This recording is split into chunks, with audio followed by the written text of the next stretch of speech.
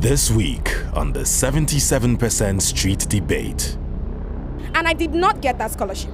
I later heard that they wanted, more of Igbos, more of Yoruba. They were trying to dilly-dally, and that was why I lost it. This man argued with me that I am Igbo. I have a tribe. It is just minor, but I have a tribe. I think our older generations are holding us back. The National Attention Agencies is doing a lot. We are the government. But he's saying you're doing nothing.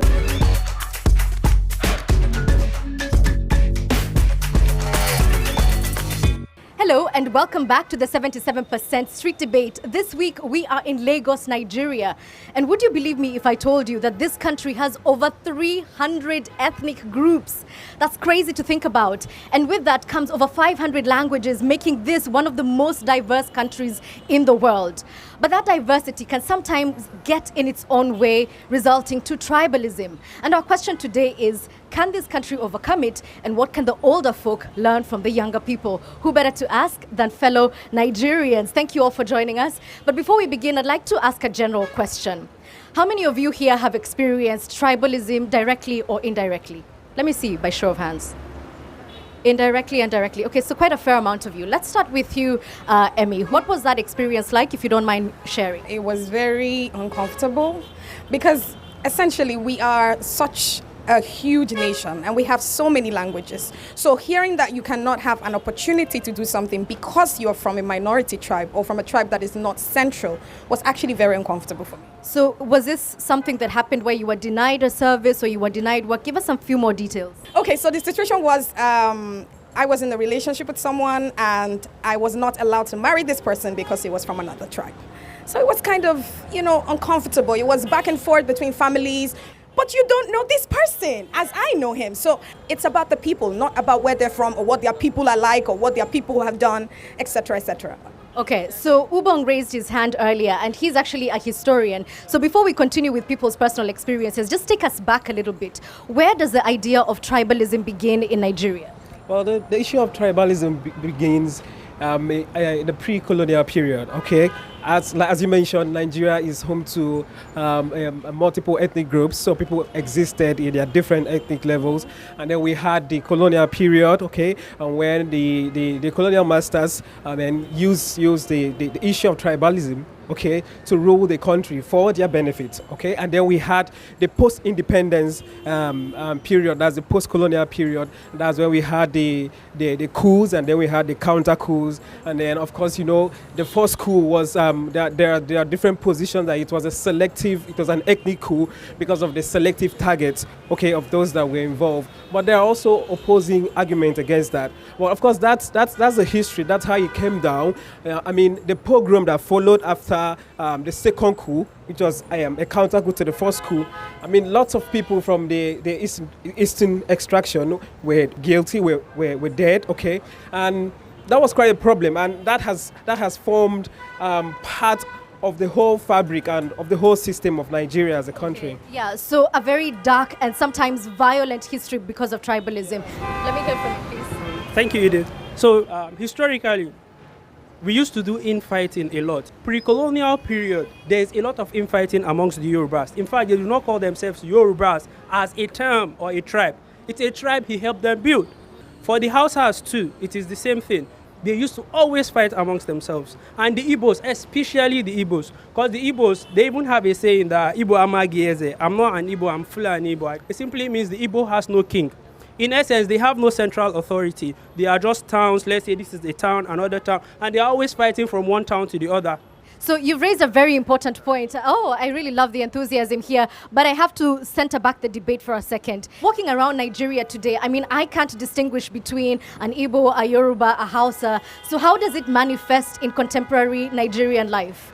The other day I was online and then someone, said that the Yoruba tribe formed or made, Nollywood, which is the third biggest movie industry in the world. People were saying, oh, no, this one was struggling. It's the Igbos. And this person said, no, it's the Hausas. And I was just thinking about something. I'm like, why do we have to bring the whole nature of tribe into this conversation? I'm from a minority tribe. We don't even make noise, but does it mean that I'm less talented? No. Right now on social media, you can see people insulting themselves, people throwing jabs at each other and I ask, where is humanity? Yeah, okay, so you asked a very important question. Why the need to identify along tribal lines and not just as Nigeria, as Nollywood, as Afrobeats? Let's ask Henry here, because he works for a national agency of orientation, which is basically supposed to unite Nigerians. There's nothing intrinsically wrong with identifying with your tribe, is there? So where does the challenge come in? Just like what she has said, a lot of things are now happening on social media that is bringing back the memories that have been healed over tribalism back into our system. Okay, let me talk to somebody who knows a little bit about social media, Samuel, who's a digital strategist. So does this imply then that it's young people, because they're the ones who are majority on social media, who have inherited this disease of tribalism? Nigeria has about 300 ethnic groups, 500 languages. If you put people of different beliefs in the same place, there's bound to be disagreements, right? I think it's just generally natural that those things would happen. The young people learning off of, you hear things like those Igbo people, the Yoruba people, and it's what they know. And what I think is, even if there are differences, there should be similarities, right? And the younger people don't really care about the differences. If you ask everybody, we don't really care, right? The younger people have their own culture, their own belief systems, and I think this will thrive at the end of the day. Okay, so I'm hearing here, I'm going to come to you just a second. I'm hearing a lot of, we're really not tribalists, we don't care what tribe you come from, and yet you're telling me that in your politics, sometimes even in your relationships, tribalism is seeping through. Why is that? Let me hear from someone at the back here. I would like to touch on the aspect of culture. I think that culture is meant, fundamentally to integrate us as a people. And the fact that he's maybe Igbo and I'm Yoruba, or he's Hausa, it doesn't change the idea and the fact that there is an aspect of individuality in everybody. So will I say that because if I have a bad attitude, for example, will I say that it's being Nigerian that made me have a bad attitude? No, it is me, Etajo Maria. Maybe I didn't think the training that my parents gave me, maybe I didn't listen to them very well when I was growing up. That is what made me have a bad attitude. Okay. Yes, I do. And because you mentioned, Ifeanyi, I know you want to say something, but I want to come to Ikechukwu for a second here, because we're hearing about the values that are sometimes ascribed to you as part of your culture and your identity. Fantastic. But isn't there room for national values, for a Nigerian identity? For someone like me, it comes very natural. I don't have the luxury of being a tribalist. The reason why I say this is because, first, I'm Igbo by tribe, I'm Deltan by origin, I'm Yoruba by birth and naturalization, I am Hausa by marriage, and I'm Efik by maternal affiliation. So when I find myself in this kind of position, so how do I become tribalistic? So I think it has a lot to do with the individual. And first, when I hear people say, I'm first a tribesman before a Nigerian, I say something which is highly essential. You need to be a human before you belong to a tribe. Now, you hear the Hausas calling the Igbos Yamiri. Now, the word Yamiri actually came from the term Yemiri, which means give me water. When you're trying to tell someone that they are bad people and you're calling them Aboki, you're telling someone, my friend, so your friend is a bad person. So you see, when you point a finger at someone, so much is pointing at you. Let me hear from Jibril for a second here. By the way, I love the choir that's happening in the background here. Yeah. So, Jibril, there are a few things that he said, and I want to give you a chance to... I just want to build on what he said. Like the Nyemri he called, give me water. It's something that emanated, it's a slogan during the Civil War. So, there's a way history used to affect us. So this new generation of, let's say, our set, they don't see that as offensive. So, but when history is being taught to them, that's when they will now recall that, so this is what this means. So eradicating history from the curriculum done by the then President Olusegun Obasanjo, which is a two-way thing. They brought eradication of history from the syllabus just to take off this civil war thinking, the tribalistic approach to things away from the newer generation. But as it stands, it has its pros and cons. Okay. Let me hear from Ifeanyi for a second, because you've been wanting to speak for a while, and I want to find out from you, is there this disconnect between the young generation and the older generation? The older generation being the ones who went through the Civil War, who really know about the scars of tribalism. Yeah. So there's a big disconnect. I say that very unequivocally. During the election, these past elections, it was very, very obvious, very clear, where the elder ones, they kind of like relaxed and didn't want to put too much pressure. They were just comfortable where they were.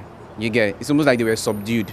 You get, the young ones wanted to move forward. They see other things on social media, how other countries are moving forward, their peers and everything. And they want to like, what's happening? We have all the resources, we have everything. Why are we still here? You get, the whole NSAS thing showed how unity is actually is very, very unanimous with our younger generation. The Muslim prayed at the toll gate and the Christian gathered.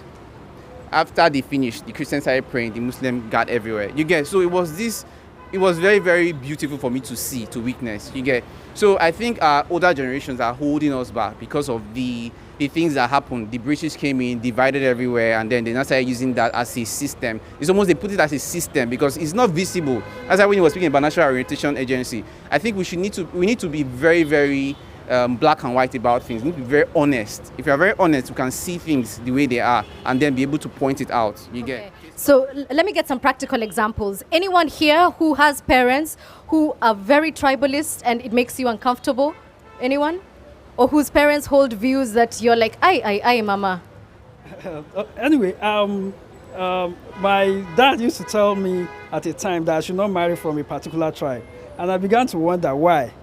I have asked him several times, he will not answer me. He will just tell me, please don't go and marry from that tribe. And unfortunately for him, when I got to the university, my closest friend happens to be from the tribe. So let me ask Emmy, because you started us off with the story about marriage. What is a big deal in marrying outside of your community, according to the people who are against it? Okay, so I'm from Bayelsa State. And essentially, my people are termed a minority tribe because we don't make up, a large number of the people in Nigeria. We are a small tribe, so marry somebody from our tribe and just, continue the lineage, continue the culture, continue that's what they want. Don't you risk marrying your cousin if you're such a small tribe? It actually happens. Yes, so yes, it does happen, and I don't think it's frowned on. It's just not too close to home. But I think after which I would say that marriage didn't work out, not because of what they did, it was because the two of us agreed mutually that we should not continue with the relationship. What they wanted was just so that our tribe can continue. And I think that personally, I fear that in the coming years, if we continue marrying like that, maybe we might not have Bayelsa tribe. Okay, let me hear from the gentleman here. All right, I will start with this. I was first an African before I became a Nigerian. I was a Nigerian before I became an Igbo person. I work with mostly people from the north and from the west. Do you understand? Even when I go back to Abuja, there's a job I'm supposed to resume from somebody who is from the north. So my personal experience having to work with this different kind of people makes me want to know more about their culture, their religion, their tradition, and every other thing. Whenever I come across some post on social media, it's being tagged tribalistic. It doesn't make sense. Younger generations, we need to put our heads together, go back to history, make research, and see how we can put heads together and make Nigeria work. Okay, so I just want somebody to clarify something for me, because it seems that the issue of tribalism comes up when it's intimate relationships, right? So not marriage. What about business? What about politics? Let me hear somebody who wants to respond, and then. So I witnessed tribalism when I was still in secondary school. A friend of mine who was my namesake, but he was a Delta Igbo. He was not from across the Niger. I was across the Niger. And we got the same cut of McKinney Ben. Engineering. He got it, I didn't get. Started questioning and everything. I went through different places. I started hearing that, because I'm from Delta, across the Niger, like Imo, Anambra, and the rest, my cut-off mark has to be higher than a certain level. So people who got less than that from the other, from the northern part and everything, they get into school, and you don't get into. My sister didn't get into school. So imagine, it's happening on a secondary level, at that level, education. Imagine what's going to happen: politics, business, every other thing. So I think National Orientation Agency I don't think they've addressed all these issues. Well, here is the National Orientation Agency. Okay, but I will tell you that National Orientation Agency is doing a lot. We are the government. But he's saying you're doing nothing. That's what I'm about to tell you. We are the only government agency, apart from security agency, that is present in all the 774 local governments. And so we have programs that have been set in place to address tribalism. One of them is building a people of peace. Government also has put measures in place, has established some government agencies. One of them is Federal Character Commission. You mentioned the other time that it appears tribalism only happen in marriages, interrelationship. So not only that, it doesn't only happen there. It doesn't only happen in politics. It's also happen in government circle. But government has noticed that and has put a government agency in place to ensure that, yes, such things are curtailed. And one of them is Federal Character Commission. Okay. I think we shouldn't. I need to bring a little bit of history to that. So we shouldn't lose sight of what tribe is. By the way, let's just clarify that for a second, because I only ever hear the word tribe in relation to Africa. When we go to the Northern Hemisphere, they're referred to as ethnic groups. What's the issue there? Why? Well, I think that shouldn't be a problem. I think we should focus on what tribe is as a word, and it's not a bad thing. It is group identity. The problem is tribalism, which is the behavior. Okay, tribe is a basic human instinct. It's a basic, just like hunger, just like appetite for this or for that. Okay, that was how humans survived in pre-civilization era. They had to come together. Okay, so that character, that trait moved from pre-civilization era to the modern state that we are now. There is a tendency to find comfort in your community. Okay, there's a tendency to find refuge in your community where you can identify with people. I think what we have to do is to repurpose that. Okay, do I find safety in the other tribe? Do I find safety in the man coming from Yoruba, coming from Igbo?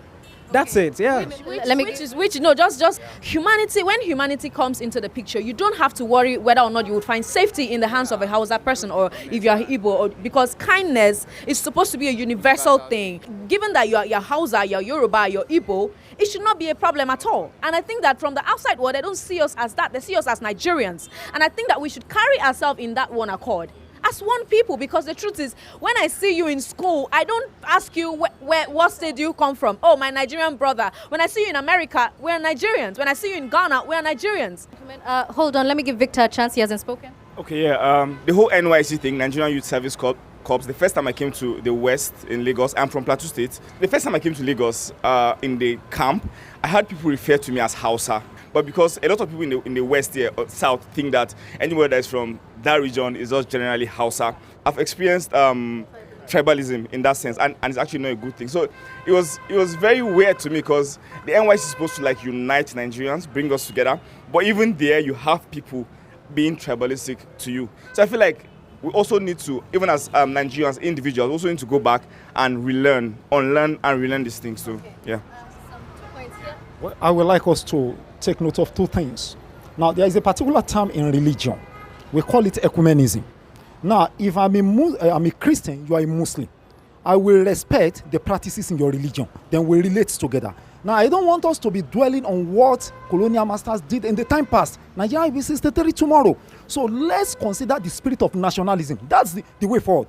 If I see myself as a Nigerian, you see yourself as a Nigerian, we uphold the spirit of nationalism. The issue of tribalism will die down gradually. Thank you. So before we move on too far, how exactly does government use tribalism to manipulate? Let's start with how. Let's start with how first. I don't think the government plays a role in this. I think it is us. Who makes up the government? Individuals. Who makes up the system we're complaining about? Individuals. So these people, you, me, if one of us, they said it takes one person to change a situation. If each of us can imbibe this thing, this unanimous decision to unite as a nation, we will all be united. If I don't see this guy as Yoruba, I don't see this guy as Igbo, I don't see her as... we would all unite. But because we're expecting government, who is the government? I think we should just stop saying it. It's annoying. We have failed to mention two other very big institutions that play a part in tribalism, and that's our family and religion. And they ingrain some values, they ingrain some principles into you. And then you go, and then from your family, you move into school, and then from school, while you're in school, you're also part of a religion, like, you know, and I don't even want to go there, but we agree and we know that until these other institutions take the issue of tribalism seriously and find a way to make sure that it is curtailed, even the government will try, and it will look like pouring water into a basket. Now, let me tell you one thing. I traveled, and then someone was telling me, oh, where are you from? I said, oh, I'm Nigerian. Oh, which state? I said, Cross River. Oh, you are Igbo. I said, I'm not Igbo. And this man argued with me that I am Igbo. I have a tribe. It is just minor, but I have a tribe. It's actually very insulting to just cut, like he said, because he's from Plateau State, they say he's Hausa. It's so unfair. So these things, I feel like education should play a huge part. We should learn and know that, because even us here, we are all doing even some of you don't even know the other states in Nigeria, apart from Igbo, Imo State, Anambra. You don't know other states. And I think we should all educate ourselves very well so that we know we treat each other with respect. All right, let me come to you. So you see, I said something, and we just saw it play out right now. Now, she was offended because she's from Cross River State and they said she was Igbo. Is there any crime being an Igbo person? Actually, there's no crime. So no, hold on. I'm going somewhere. Hold on, I'm going somewhere. Hold on, I'm going. I know, I'm going somewhere. You got a bit upset because you are trying to make them understand that there are other tribes outside the major tribes, right? Now, that is stated, but I don't see the reason why you should be upset because, you know, hold on. Your name is Chinedu and someone is saying your name is Adams. No. You cannot rule out your identity. We cannot rule out identity. Okay. Hold on. Before we start throwing hands, let's take a deep breath. Make your point. Okay. So the thing is, you're not supposed to be upset that someone is mistaking your identity. Rather, you educate them. Okay, Ikechukwu, let me throw the question back at you, because it's similarly to when you travel outside of the continent and you say you're Nigerian and you're introduced to a Kenyan and you're told, well, you all are Africans. There's something about erasing your identity, and I think that's the point that she was trying to make. Let's hear from you, Victor. Yeah, so I just wanted to tell him that I just wanted to say same thing you just said. It's not about being offended. It's about your identity. Your identity is about you, who you are. Like my identity is being swept away. I don't like it. I want to be called a Muhammad for who I am, not because just because you assume I'm from a certain place, so you just generalize it. Let me give Jibril a chance, please. Let me take us back to the job issue. Like my brother pointed out that some data are collected to sideline some people from some ethnic groups in a tribalistic way.